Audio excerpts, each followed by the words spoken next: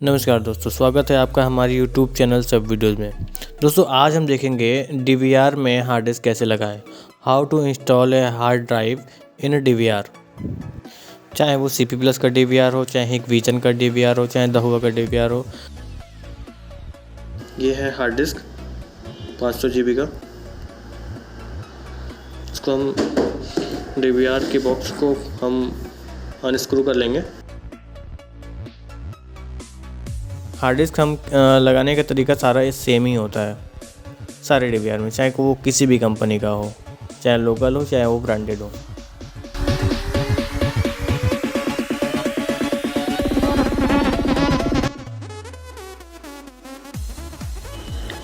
ये SATA port है, इसमें आपका हार्ड डिस्क का डेटा ट्रांसफ़र होता है और यहाँ से पावर आता है।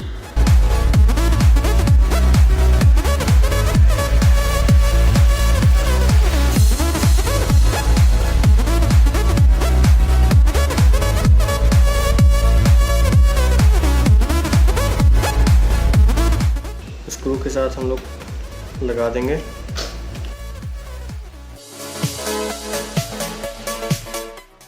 पावर कॉर्ड को पावर में, SATA कॉर्ड को SATA वाले में।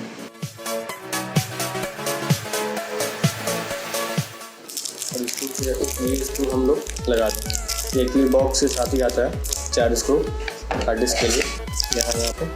यहाँ पे लगा देंगे। हार्ड डिस्क में स्क्रू लगाने के बाद DVR के बॉक्स को बंद कर देंगे।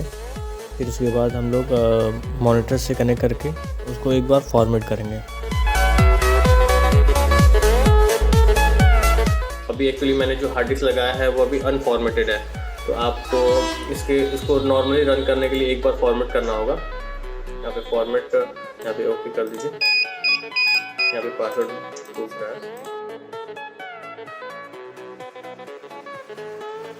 ऑपरेशन सक्सीड, जैसे ही आप ओके करेंगे तो ये रिस्टार्ट होगा DVR।